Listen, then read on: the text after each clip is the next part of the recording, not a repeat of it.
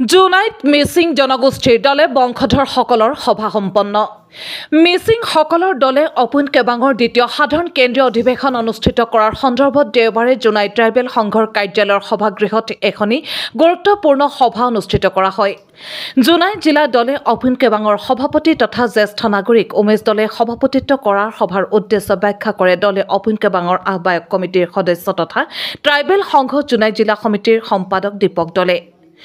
দলে বংশধৰসকলৰ মাজত সমন্বয়ৰ ভিত্তি সুদৃঢ় কৰি আৰ্থ সামাজিকভাৱে আগুৱাই নিয়াৰ সংকল্পৰে জোনাইত অহা 2024 বৰ্ষৰ জানুৱাৰী মাহত দলে অপুন কেবাঙৰ কেন্দ্ৰীয় সমিতিৰ দ্বিতীয় সাধাৰণ অধিৱেশন অনুষ্ঠিত কৰাৰ সিদ্ধান্ত গ্ৰহণ কৰে। দেওবাৰে অনুষ্ঠিত উক্ত সভাতে আগন্তুক কেন্দ্ৰীয় দলে অপুন কেবাঙৰ সাধাৰণ অধিৱেশনৰ অভ্যৰ্থনা সমিতি এখন গঠন কৰা হয়।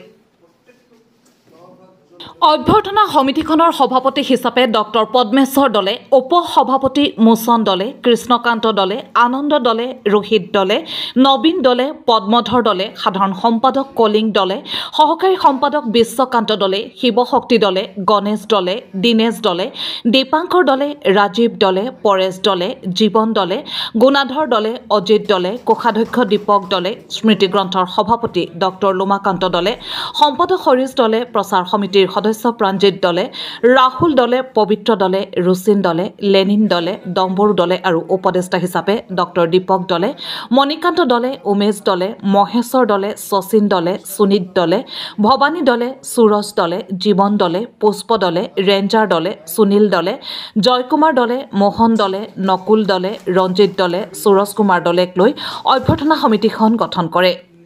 আজি আমাৰ জোনাইট ট্ৰাইবেল গেষ্ট হাউচত আমি দলে বংশৰ যিখিনি আমাৰ কেন্দ্ৰীয় কমিটি, জিলা সমিতি আৰু আমাৰ জোনাইট অঞ্চলৰ যিখিনি আমাৰ জ্যেষ্ঠসকল আছে, আমি ইয়াতে গোট খাইছোঁ।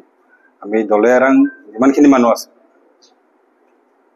আমি আপোনালোকৰ মাধ্যমৰ যোগেদি আমি জনাব পাই সুখী হৈছোঁ।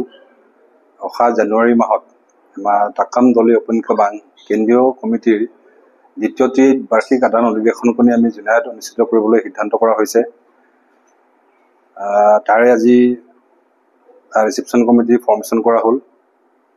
আমাৰ শ্ৰদ্ধাৰ পদ্মেশ্বৰ দলে সভাপতি, আমাৰ কলিং দলে সম্পাদক হিচাপে লৈ আমি এটা শক্তিশালী ৰিচিপশ্যন কমিটি গঠন কৰা হৈছে।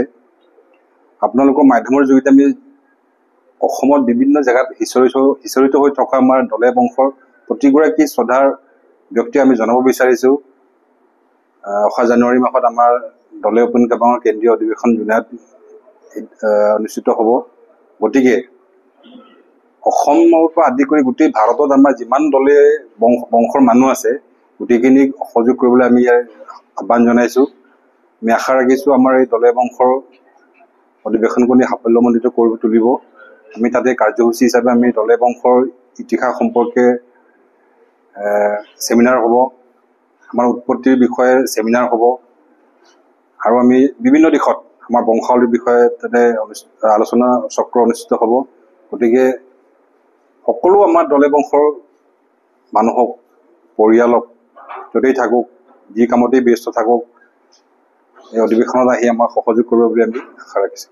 এই অধিৱেশনখনত আমাৰ দলে বংশৰ আৰ্থ সামাজিকৰ পৰা আদি কৰি, শিক্ষাৰ পৰা আদি কৰি, খেলা ধূলাৰ পৰা আদি কৰি গোটেই বিষয়বস্তুসমূহ আলোচনা হ'ব।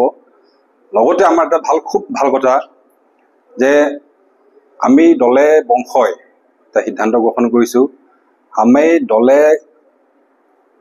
দলে অপেন এডুকেশ্যনেল ট্ৰাষ্ট, আমি এডুকেশ্যনেল ট্ৰাষ্ট এখন ফৰ্মেশ্যন কৰা ইতিমধ্যে সিদ্ধান্ত হৈছে। আমি আমাৰ বংশৰ যিখিনি ল'ৰা ছোৱালী আছে, আমাৰ দুখীয়া পৰিয়ালৰ যিখিনি আমাৰ দুখীয়া, ল'ৰাটো খুব চোকা, পঢ়াবৰ কাৰণে তেওঁৰ আৰ্থিকভাৱে অসুবিধা, যিখিনিক আমি আমাৰ দলে বংশৰ নমস্য ব্যক্তিৰ নামত আমি স্কলাৰশ্বিপৰ ব্যৱস্থা কৰিম। প্ৰি মেট্ৰিক, পষ্ট মেট্ৰিকৰ আমি স্কলাৰশ্বিপৰ ব্যৱস্থা কৰিম।